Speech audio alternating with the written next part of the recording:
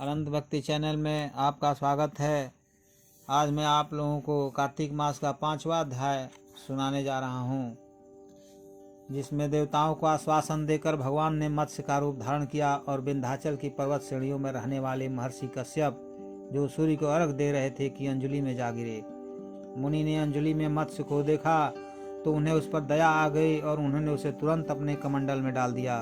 मगर उन्होंने देखा कि मत्स्य के लिए वह पात्र छोटा पड़ रहा है, अतः उन्होंने उसे एक पाड़े में डाल दिया। फिर देखा कि घड़ा भी छोटा पड़ रहा है, तब उन्होंने उसे घड़े से निकाल कर एक कुएं में डाल दिया। मछली का आकार आश्चर्यजनक रूप से बढ़ जाता था, अतः कुआं भी छोटा पड़ गया। तब उन्होंने उसे कुएं से निकाल कर एक सरोवर में डाल दिया।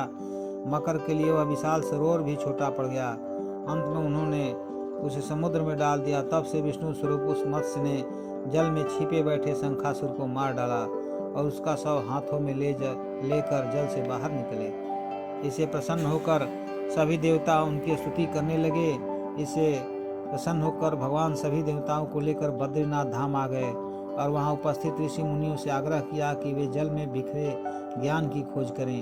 भगवान ने कहा कि वे अब देवताओं सहित प्रयाग में निवास करेंगे। भगवान के आग्रह पर सभी ऋषि मुनि समुद्र की गहराइयों में जाकर ज्ञान की खोज करने लगे।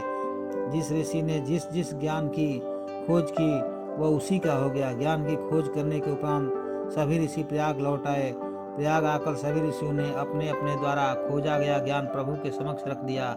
वेदों एवं उनसे संबंधित ग्रंथों को पढ़ाकर श्री ब्रह्मा जी एवं अन्य देवता अत्यंत प्रसन्न हुए। इस अवसर पर प्रयाग में एक अश्वमेध यज्ञ हुआ। यज्ञ की समाप्ति पर सभी देवताओं ने भगवान से प्रार्थना की कि हे प्रभु, इस क्षेत्र को ब्रह्म क्षेत्र नाम दिया जाए तथा यह क्षेत्र सभी प्रकार के पापों का नाश करने वाला हो। जो भी यहाँ दान आदि करे उसका पुण्य क्षय हो। यहाँ होने वाला पाठ पूजन कभी न मिटे। देवताओं की यह विनती सुनकर भगवान से विष्णु बहुत प्रसन्न हुए।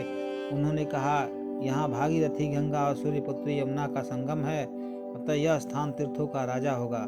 माघ माह में जो तीर्थराज प्रयाग में स्नान पूजन अथवा दान पुण्य करेंगे उन्हें हर प्रकार की मुक्ति प्राप्त होगी। हे देवगणों, यद्यपि मैं सभी स्थानों पर हूँ, परंतु मुझे बद्री का आश्रम अति प्रिय है। बद्री धाम में केवल एक दिन का तप अन्यत्र किए गए 10 वर्षों के तप के समान है।